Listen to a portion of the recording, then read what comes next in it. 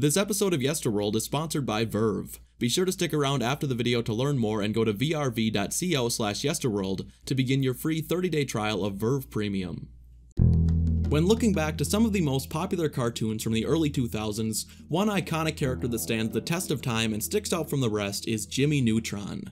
For a few short years, the boy genius was everywhere. From his own successful movie and TV show to a full line of toys and several tie-in video games, you just couldn't escape seeing his face wherever you looked. And as a result of his wild popularity, the Jimmy Neutron franchise was the perfect medium for a new theme park attraction, and Universal Studios had the perfect idea in mind. So let's explore the history behind one of the last great Nickelodeon cartoons, and the ride that came along with it, Jimmy Neutron's Nicktoon Blast.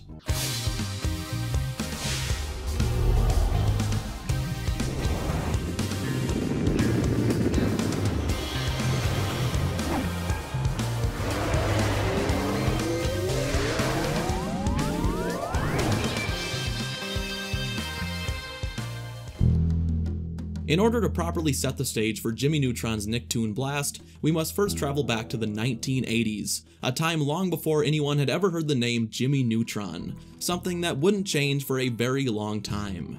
In July of 1981, writer and director John A. Davis began working on an idea for a movie he called Runaway Rocket Boy, which involved a young genius named Johnny Quasar, who builds a rocket ship in order to run away from his parents.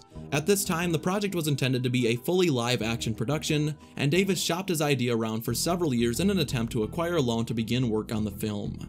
After failing to acquire the funding necessary to bring Johnny Quasar to life, Davis shelved the idea while he began work on his own animation studio, DNA Productions, in 1987. The project remained untouched for nearly a decade, when in early 1995 Davis stumbled upon his old script, and upon realizing the idea would work far better as a CG animated production, began work on a 40-second demo based on his original storyboards, titled The Adventures of Johnny Quasar. The demo premiered at the 1995 SIGGRAPH CG convention, and quickly became very notable in the CG animation community. Hi, I'm Johnny Quasar, and this is my robot dog, Goddard. Bark, bark, bark, bark. I made him myself. You see, I'm a genius, but sometimes I'm too smart for my own good. The Adventures of Johnny Quasar won several awards, and caught the attention of O Entertainment founder and Ace Ventura writer Steve Odekirk, who suggested to Davis that they create a second short to pitch to Nickelodeon as a full-on series. Davis worked to refine Quasar's character, making him slightly younger and giving him an even larger forehead and an impressive head of hair. Hold on! Upon viewing the two shorts, Nickelodeon was immediately impressed with Johnny Quasar, with then-President Albie Heck describing the character as an Albert Einstein and Bart Simpson hybrid. Nickelodeon greenlit a 13-minute pilot, with the request that the Johnny Quasar name be changed, just to not be confused with the similarly titled properties like Johnny Quest and Captain Quasar.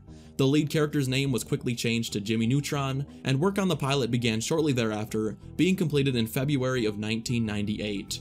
This pilot, titled Runaway Rocket Boy as an homage to Davis's original script, scraps most of the original Johnny Quasar designs, with only Goddard and Jimmy's rocket retaining their original look. Runaway Rocket Boy included the vast majority of the elements that would later be seen in the widely released film and TV show. Nickelodeon was so impressed with the pilot that they decided to greenlight both a film and an animated series, with the idea being that both could use the same character models to save time and money. Production on the film began first in fall of 1999, although several shorts were also developed alongside the film in order to drum up hype for the movie and to introduce children to the new character.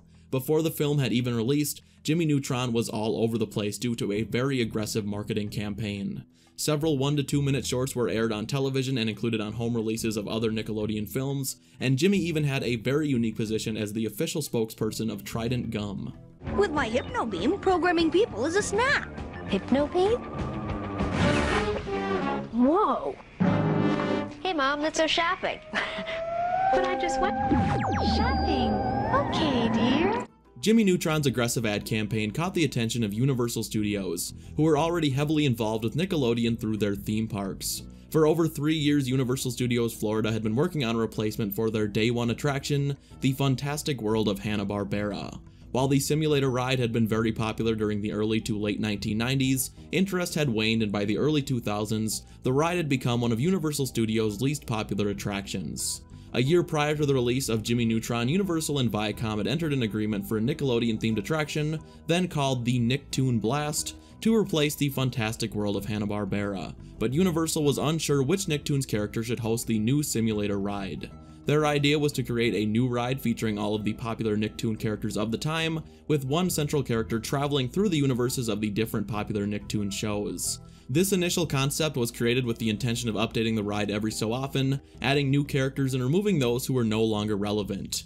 At this time, Jimmy Neutron was still in post-production, and audiences had only been introduced to the character through shorts and other pre-release marketing. Despite this, Universal was confident the soon-to-be-released film would be successful enough to warrant its own attraction, and greenlit a new ride entitled Jimmy Neutron's Nicktoon Blast, which began animation production in secret alongside the theatrical film.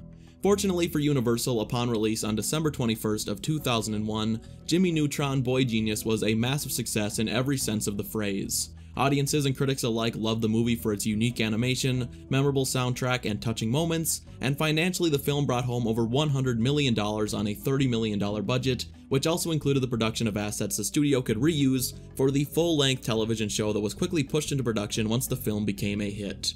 Universal breathed a sigh of relief and publicly announced Jimmy Neutron's Nicktoon Blast on July 16th of 2002, the very same day that Shrek 4D was announced to be replacing another opening day attraction, Alfred Hitchcock: The Art of Making Movies. Public reaction was mostly positive, as while the Funtastic World of Hanna-Barbera certainly had its fans, most theme park goers could agree that the ride was in desperate need of a re-theme.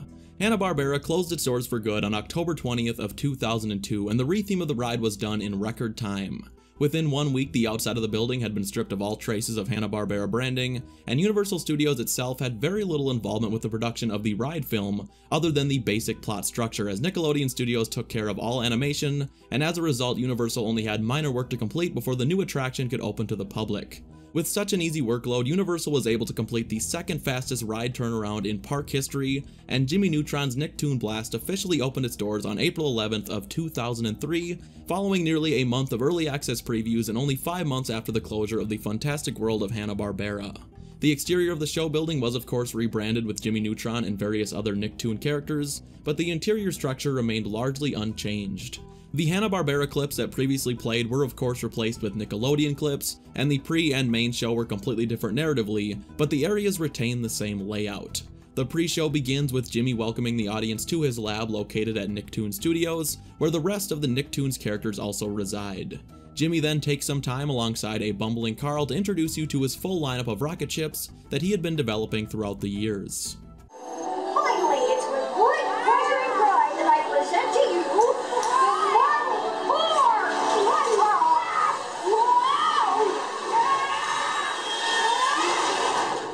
looking really busy. Along with the Mark IV is my Mark II and the original, slightly unpredictable Mark I. What happened to the Mark III? Don't ask. The Mark IV is a triumph in rocket engineering.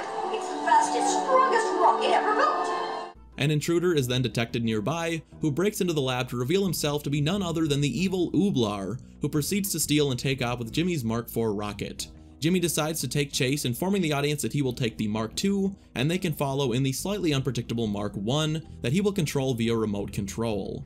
The audience is then directed into the main theater and into their Mark I rockets, where the real show begins. The chase starts in the streets of Nicktoon Studios, passing by characters from shows such as Rocket Power, Ren and Stimpy, and Hey Arnold. The rockets then enter the Rugrats soundstage, crashing through Tommy Pickles' house and taking Angelica for a very uncomfortable ride. The Fairly Odd Parents Fairy World comes next, with Cosmo and Wanda attempting to help the situation. Cosmo! Wanda! You've got to help us! Elvis, you got it! Hey, thank you very much. Good to be here. Yeah, you're... Oh, my aching head! Bacon head? Okay. Ooh, bacon! Don't let it be my head, Jimmy! This isn't really helping, guys. Cosmo, just give him your walk! Okay, here, Carl. Go away! Carl, we have to follow him. With Cosmo's wand now in the hands of Carl, Wanda teleports the rockets to the Yokian planet, where they find themselves trapped in the throne room of King Goobot and are confronted by Poltra, who fries Ooblar and destroys the Mark IV rocket. The engines fail in the remaining rockets, and Carl saves the day by teleporting everyone safely back to Earth, where they plunge into Bikini Bottom. SpongeBob, mistaking them for a rocket-powered jellyfish, latches onto the Mark II as the audience. Jimmy and Carl travel through Bikini Bottom, and eventually the audience is caught in a drain pipe where they exit back into Jimmy's lab. Barely a second goes by before King Goobot storms in, forcing everyone to do the chicken dance. Carl, realizing that he still has Cosmo's wand, does the two most important things he can do to save the day. Oh yeah! Superpower laser beam! Cool. Oh, poo. Nice shot, Carl. Yeah, thanks, Jim. Check this out. Llama, llama, llama, llama, llama. Well, thanks for helping me save the universe. Got a blast! Llama, llama, llama. Carl! With the ride over and the daily llama quota met, the audience would exit into a Nickelodeon-themed play area and shop named Nick Stuff, where they could take photos with characters and, of course, buy some Nickelodeon merchandise. Reviews for the ride were generally positive, with most agreeing that the ride did live up to its predecessor. Despite initial plans to continually update the ride, Jimmy Neutron's Nicktoon Blast remained virtually unchanged throughout its entire run. Other than the videos in the queue occasionally being swapped out to play current Nickelodeon clips and music videos, Jimmy Neutron's Nicktoon Blast was ultimately left alone until 8 years later, on March 14th of 2011, when Universal Studios announced via Facebook that the attraction would begin operating seasonally, before closing permanently on August 18th of the same year. And on that day, the cries of millions of Jimmy Neutron fans rang out and were suddenly silenced. While Jimmy Neutron was still looked back upon fondly at the time, the show had been out of production for nearly 5 years, and the 2010 spin-off Planet Sheen had been nothing short of a total disaster. The ride's replacement, Despicable Me Minion Mayhem, officially opened on July 2nd of 2012. The new attraction does pay homage to Jimmy Neutron's Nicktoon Blast in a number of ways, as Jimmy Neutron's Mark I rocket can be seen briefly during the ride, and in the Despicable Me themed gift shop, another rocket can be seen, paying tribute to the Nickelodeon rocket that was once there. Luckily, the future isn't completely bleak for fans of the Boy Genius, as rumors of a full-on revival have been swirling for years, and as recently as 2018, original Jimmy Neutron visionary John A. Davis has said he has a full story for a revival, but is waiting for the right time to bring his idea to life. However, if you are feeling nostalgic in the meantime, Verve has you covered, and Verve has way more to offer than just classic cartoons of the past from Nicksplat and Boomerang. Whether you're a fan of documentaries, Rooster Teeth's new series Genlock, or anime like Attack on Titan, Verve has something for everyone. Best of all, you can download the app on your favorite devices and watch your favorite shows on the go, both online and offline, anytime, anywhere. Just go to vrv.co/yesterworld or click the link in the description to sign up for a free 30-day trial of Verve Premium today. Thank you all so much for watching, and if you enjoy this type of content, be sure to check out our weekly Yesterworld podcast on iTunes and SoundCloud, and we'll see you here next time on Yesterworld.